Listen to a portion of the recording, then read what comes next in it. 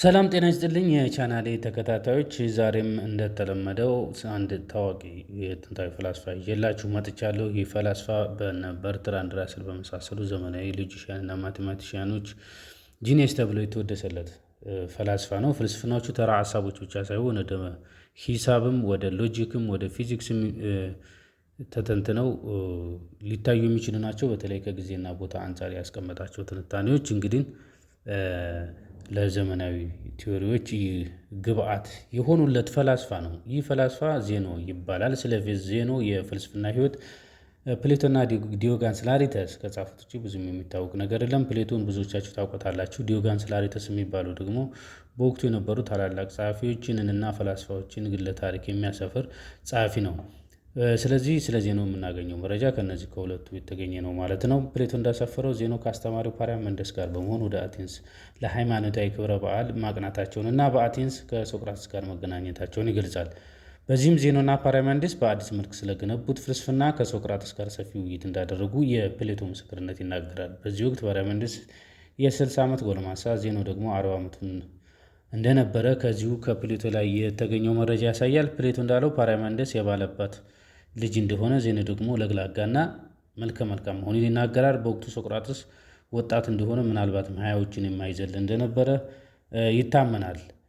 በዚህ መሰረት እንግዲህ ምሁራኑ እንደሚገምቱት ክብረ በዓሉ ከ450 እስከ 445 ምዕተ ዓለም የተደረገ በዓል ነው። በጥንታዊ ዘመን በአቴንስ የሚታወቅ በዓል ስለሆነ ዓመተ ምሕረቱ ላይ ብዙ ጥያቄ የለም። በታሪክ ምሁራን የሚታወቅ ነው። ፓራሜንደስ ውልደት ጋር ያለው ስሌት ትክክል ከሆነ ዜኖ የተወለደው 490 እስከ 485 ባሉት 5 ዓመታት ውስጥ እንደሆነ ነው የሚገመተው። የዜኖ የፍልስፍና ሕይወት የሚጀምረው በዚሁ ታሪካዊ አጋጣሚ ነው። በፕሌቶ ምስክርነት ዜኖ እንደ ፓራሜንደስ የኢላ ተወላጅ ነው። በውልደቱ ብቻ ሳይሆን በፍልስፍናውም ከፓራሜንደስ ጋር የኤሌክትሪክ አሃዳዊ ፍልስፍና አራማጅ መሆኑን ከዚሁ ከመረጃው ማየት እንችላለን። በዚህ ታሪካዊ የአቴንስ አጋጣሚ ላይ ዜኖ በወጣትነት የጨረሰውን የፍልስፍና ጥራዝ ለሶቅራጥስ ማሳየቱንና እዚሁ ላይ እንግዲህ ውይይት እንዳደረጉበት ፕሌቶ ይናገራል። ውይይት ያደርጉበት ሀሳብ ከብዙሃንነት ጋር የሚገናኝ ሀሳብ ነው ተብሎ ተነግሮናል። እነ ሶቅራጥስም በዚሁ የፍልስፍና ላይ ስራ ላይ በተለይ ፍልስፍናው አሃዳዊ አቋሞች ላይ ውይይትም ክርክርም አድርገዋል በሚል ፕሌቶ ይነግረናል። ስለዚህ ዜኖ የፍልስፍና ስራ ጽፎ እንደነበረ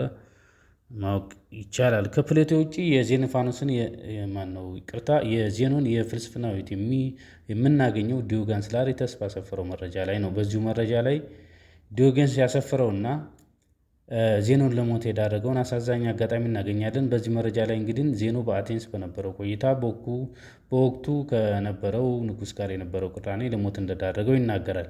የቅራኔው መነሻ ዜኖ ንጉሱን ለማውረድ በተደረጉ የነፍጥ አብዮቶች ላይ ተሳታፊ እንደሆነ ይጠረጠራል። ስልጣን ለመገልበጥም የፖለቲካ ሴራ ሲዶልት ነበር ተብሎ ክስ ይመሰረትበታል።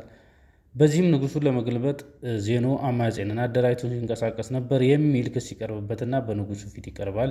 ንጉሱም ዜኖን ስለ ጉዳዩ ሲጠይቀው ዜኖ መረጃ ይደብቀዋል። እንደሚባለው ከሆነ ዜኖ መረጃውን የደበቀው የትግል ጓዶቹን ከጥቃት ለማዳን ነው። ይህም እንደ ጀብዱ ተወስዶለት የጀግና ገጽታ አላብሶታል። በፍርድ ሂደት ከንጉሱ ጋር አታካራ ውስጥ የገባው ዜኖ ንጉሱን በብስጭት በጥፊ እንደመታውም ታሪኩ ይናገራል።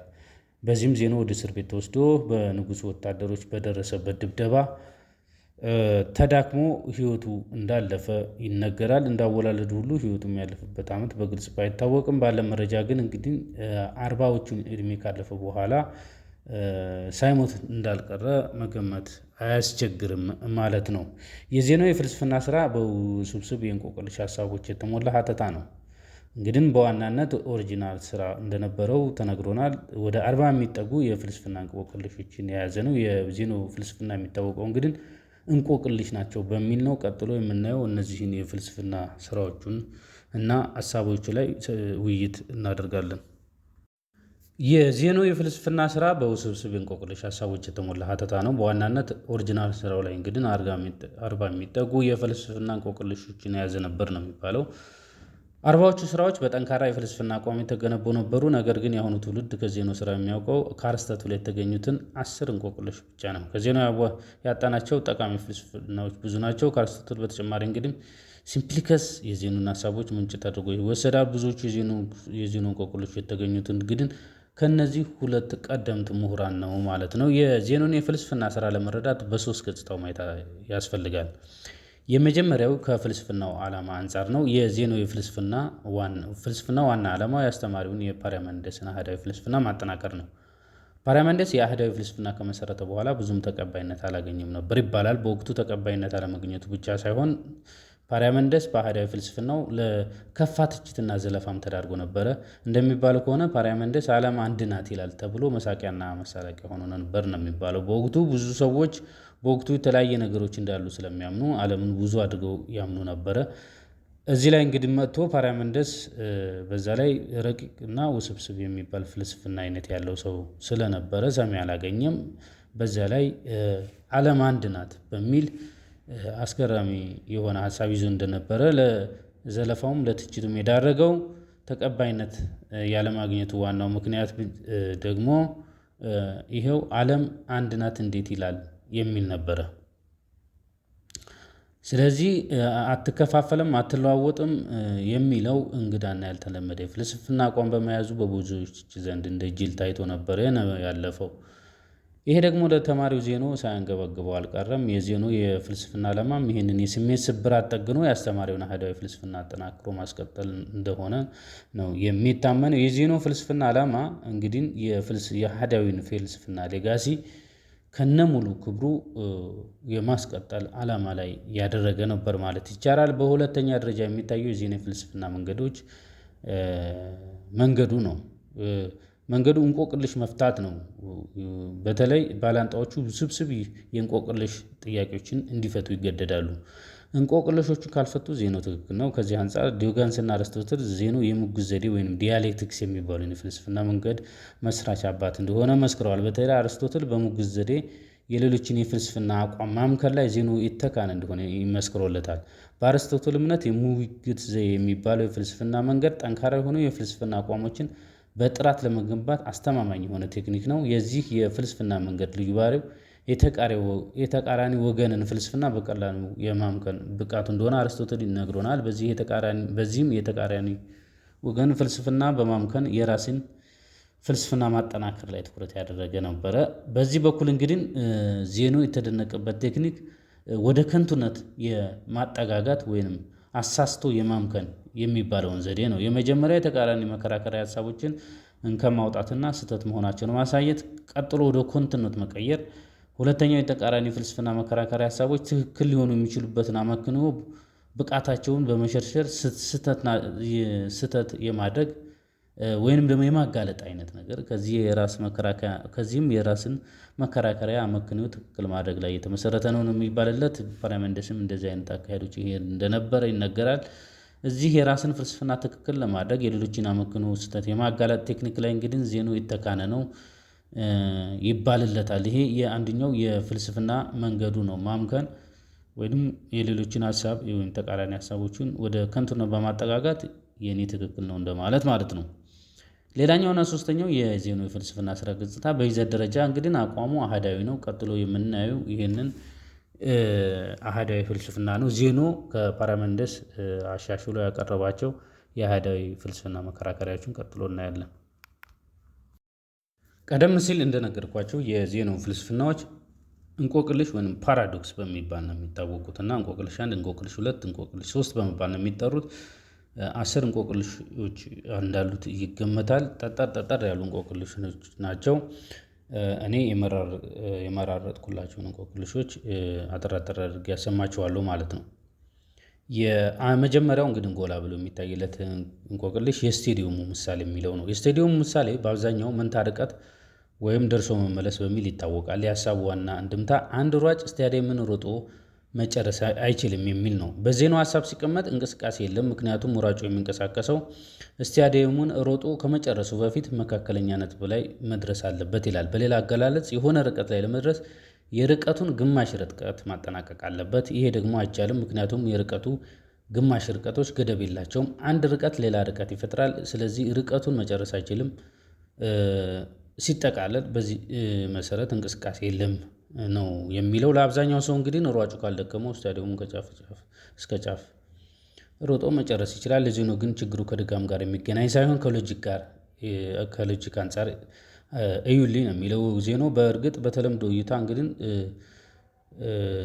ስቴዲየሙን መጨረስ ይችላል አንድ ሯጭ፣ ሎጂካሊ ግን ዜናው የሚለው አይችልም ነው። የዜናው ሀሳብ ለመረዳት ሀሳቡን በሁለት ከፍለን ማየት ይኖርብናል። የመጀመሪያው መንታ ርቀት የሚባለው ነው። ሯጩ ሊሮጠው ያሰበው እያንዳንዱ የስታዲየም ርቀት በሁለት ርቀት ይከፈላል። ለሁለት የተከፈለውም ርቀት እንደገና በሁለት ይከፈላል። በዚህ ሂደት እያንዳንዱ ርቀት መንታ ርቀት ይፈጥርና መንታ ርቀት ይኖረዋል። እያንዳንዱ መንታ ርቀትም እንደገና መንታ ርቀት ይኖረዋል። የስታዲየሙ ርቀት በዚህ መልኩ በሁለት ርቀት ሲከፋፈል ሯጩ በሮጠ ቁጥር መሮጥ የሚጠበቅበት ርቀት ላይ ሁለት ርቀት ይጨምራል ማለት ነው። በዚህ መሰረት ሯጩ የሚሮጠው ርቀት በሁለት ይካፈላል። መንታ ርቀት ማለት ሯጩ የሮጠው ርቀት በሁለት ሲካፈል የሚፈጠሩት ተጨማሪ ርቀቶች ናቸው። በዚህ ሂደት የሚሮጠው እያንዳንዱ ርቀት መንታ ርቀት ይሆናል። እያንዳንዱ ርቀት በጥንድ ይባዛል ማለት ነው። ይህንን የዜናው ሀሳብ እንግዲህ እያንዳንዱን ርቀት በሁለት በመክፈል ሯጩ በሮጠ ቁጥር ሌላ ርቀት እንደሚጠብቀው አድርጎ ስለሚያስብ ሯጩ እየሮጠ በሄደ ቁጥር ርቀት ከጨመረ ያው እየሮጠ አይደለም ወደሚለው ነው የሚሄደው። ይህንን ግልጽ የሚያደርግልኝ ሌላ ገጽታው ነው። ሌላው የእንቆቅልሹ ገጽታ ደርሶ መመለስ የሚባለው ነው።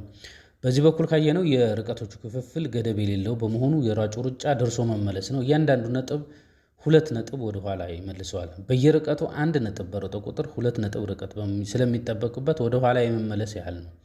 ወይም ርቀቶቹ ላይ ሌላ ርቀት ስለሚጨምሩ የሯጩ መነሻና መድረሻ ነጥብ 1 ነው። ስለዚህ በዚህ መሰረት ሯጡ እየሮጠ አይደለም፣ ባለበት እየተንቀሳቀሰ ነው ማለት ነው። ባለበት መንቀሳቀስ ደግሞ እንቅስቃሴ አይደለም። ስለዚህ ሲጠቃለል ይሄ የቦታ ለውጥን የሚያመክን ፍልስፍና ነው። የቦታ ለውጥ ማለት እንግዲህ የብዙሃንነት ፍልስፍና አንዱ መከራከሪያ ቦታ ስለሆነ ይህንን ለመምታት ያሰበ መከራከሪያ ነው። ስለዚህ የቦታ ለውጥ ማለት እንቅስቃሴ ማለት ነው። የቦታ ለውጥ የለም ካለን እንቅስቃሴ ውሸት ነው ማለታችን ነው ማለት ነው። ዜናው የመጀመሪያው ይሄንን ነው። ሌላው የዜናው እንቆቅልሽ የአኪሌስ ምሳሌ የሚባለው ነው። የአኪሌስ ምሳሌ የኤሊና የጥንቸል ምሳሌ ጋር ተመሳሳይ ነው። አኪሌስ እንደ ፈጣኑ ሯጭ ወይንም ጥንቸል አድርገን ብንወስደው የኤሊና የጥንቸል ውድድር ላይ መሰረት የሚያደርግ ነው። የዚህ እንቆቅልሽ ዋናው ሀሳብ የሚለው ባጭሩ መቅደም መቀዳደም የለም የሚል ነው። ሁሉም የሚሮጠው የራሱን ርቀት ነው የሚል ነው። በዝርዝር ሲታይ የአኪሌስ ምሳሌ ቀደም ሲል ካየነው የስቴዲየም ምሳሌ ጋር ተመሳሳይ ነው። ሁለቱም እንቅስቃሴ ወይንም የቦታ ለውጥ የሚቃወሙ ናቸው። የአኪሌስ ምሳሌ ለየት የሚያደርገው መከራከሪያዎቹ መፍጠንና መዘግየት ላይ መሰረት የሚያደርግ ስለሆነ ነው። የአኪሌስ ምሳሌ እንቆቅልሽ የሚለው ይህን ነው። ሁለት የተለያዩ ፍጥነት ያላቸው ተንቀሳቃሾች አሉ። ኤሊዋ ዘገምተኛ ናት፣ አኪሌስ ፈጣን ሯጭ ነው። ይህ የአኪሌስ ምሳሌ እያለን ያለው ኤሊዋ የተወሰነ ርቀት ቀድማ ሩጫውን ብትጀምርና አኪሌስ ከኤሊዋ በእጥፍ ፍጥነት ቢሮጥም ኤሊዋን ሊደርስበት አይችልም ነው። በተለምዶ እንግዲህ ጥንቸሏ ወይም አኪሌስ ኤሊዋ ላይ ትደርስበታለች ብቻ ሳይሆን ቀድማ ልትሄድ ትችላለች። በዜናው እይታ ግን አይቻልም ነው። በዜናው እይታ ጥንቸሏ ኤሊዋ ላይ ልትደርስባት አትችልም ምንም በጣም ፈጣን ብትሆንም የሚል ነው። ምክንያቱም ሁለቱም የሚሮጡት ተመሳሳይ ርቀት ሳይሆን የየራሳቸውን ርቀት ነው። ዋናው ነጥብ ይሄ ነው። የጥንቸሏና የኤሊያ ፍጥነት የተለያየ መሆኑ ላይ ዜናው እንግዲህ ልዩነት የለውም። ዜናው በራሱ እይታ እንድንረዳለት የሚፈልገው ቁም ነገር ምንድን ነው? በዜናው እይታ ኤሊዋ ከጥንቸሏ የተወሰነ ነፃ ርቀት ተሰጥቷታል። የእንቆቅልሹ መሰረታዊ ጉዳይ ያለው እዚህ ላይ ነው። ኤሊዋ ከጥንቸሏ 1 ሜትር ትርፍ ርቀት ቢሰጣት እና ጥንቸሏ ኤሊዋ ጋር ለመድረስ ይህንን ትርፍ 1 ሜትር ርቀት መሸፈን አለባት። ይሄ ደግሞ አይቻልም። ምክንያቱም ኤሊዋ የምትሮጠው እያንዳንዱ ርቀት እንደ ስታዲየሙ በሁለት ይከፈላል። በሁለት የተከፈለው እንደገና በሁለት ይከፈላል። ይህ ክፍፍል ገደብ የለሽ በሆነ መንገድ ስለሚቀጥል ጥንቸሏ ወይም አኪሌስ ኤሊዋ ጋር ለመድረስ የራሷን ርቀት መጨረስ ይኖርባታል ይላል። ይሄ ደግሞ ጥንቸሏ የራሷን ርቀት ጨርሳ ኤሊዋ ጋር እንዳትደርስ ያደርጋታል። የኤሊዋ ነፃ ርቀት በሁለት እየተከፈለ ስለሚሄድ ጥንቸሏ የኤሊዋን ነፃ ርቀት ለመጨረስ መጀመሪያ የራሷን ርቀት መጨረስ ይኖርባታል። ይሄ ደግሞ አይቻልም ነው የሚለን ዜናው። ካልተቻለ ደግሞ መቀዳደም የለም ማለት ነው።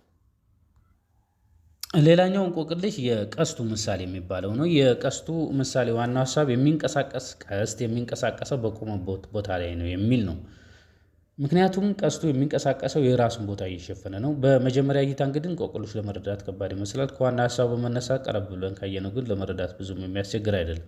በዚህ ሀሳብ መሰረት ማንኛውም ነገር በሚንቀሳቀስበት ወቅት የራሱን ቦታ እየሸፈነ ነው የሚንቀሳቀሰው ይላል። ተወርዋሪ ቀስት በሚበርበት ጊዜ ወይም በሚወረወርበት ጊዜ የሚንቀሳቀሰው የራሱን ቁመት እየሸፈነ ነው። ይህ ከሆነ ደግሞ ተንቀሳቀሰ ማለት አይቻልም። ምክንያቱም ቀስቱ ተንቀሳቀሰ ለማለት በእንቅስቃሴ ወቅት ከራሱ ርዝመት የበለጠ ቦታ መሸፈን አለበት። እንዲህ ደግሞ አይሆንም። ስለዚህ ቀስቱ እየተንቀሳቀሰ አይደለም ማለት ነው። እየተንቀሳቀሰ ሳይሆን የራሱን ቦታ እየሸፈነ ነው በእያንዳንዱ ነጥብ ማለት ነው። የራሱን ቦታ እየሸፈነ ከሆነ ደግሞ የቦታ ለውጥ የለም፣ ባለበት እንደቆመ ነው የሚወሰደው የሚል ነው። ለምሳሌ እዚህ ምስሉ ላይ የምታዩት በእያንዳንዱ እንቅስቃሴ ነጥብ ቀስቱ ከጫፍ ሀ እስከ ሌላኛው ጫፍ ለ ነው የሚሆነው። ይሄ እንግዲህ ገደብ አልፎ ሀም በርኋ ላይ መሆን አይችልም፣ ወይም ደግሞ ከምስሉ ኤቢሲዲ ተብሎ የተወከለ ይመስለኛል። ምክንያቱም ቀስቱ ከመጀመሪያው ጫፍ እስከ ሁለተኛው ጫፍ ያለውን የራሱን ቁመት እየሸፈነ ነው እየበረረ እየሄደ ያለው። ስለዚህ ቀስቱ የራሱን ርዝመት ሸፍኖ በአንድ ቦታ ላይ ሆነ እንጂ እንቅስቃሴ አይባልም ነው ዋናው ሀሳቡ። ዜኑ ይህንን ሀሳብ ሲያጠቃልል የሚንቀሳቀስ ነገር በእያንዳንዱ ነጥብ የራሱን ቦታ እየሸፈነ ነው የሚሄደው። የራሱን ቦታ እየሸፈነ ደግሞ የቦታ ለውጥ የለም። የቦታ ለውጥ ከሌለ እንቅስቃሴ የለም ይለናል ዜናው። እነዚህንና በርካታ እንግዲህ ከላይ እንደጠቃቀስ ነው 10 እንቆቅልሾች አሉት። በአብዛኛው እንግዲህ ልዩነትን፣ መከፋፈልን፣ ቦታና ጊዜን የመሳሰሉትን አመክንዮዎች የሚያመክኑ እንቆቅልሾች ናቸው። ስለዚህ መጀመሪያ ይህንን ፍቱልኝ፣ ይህንን ካልፈታችሁ እኔ ትክክለኛ አይነት ነገር ነው። ሁሉም መከራከሪያዎች እንግዲህ የሚያመሩት ወደ ፓራሜንደስ አሃዳዊ ፍልስፍና ነው። አዳም እንደናት ብዙም የሚባል ነገር የለም የሚለውን አሃዳዊ ፍልስፍና ለማጠናከር የቀረበ እንቆቅልሾች ናቸው። ለዛሬ ያለኝ ፕሮግራም በዚሁ ጨርሻለሁ። አመሰግናለሁ።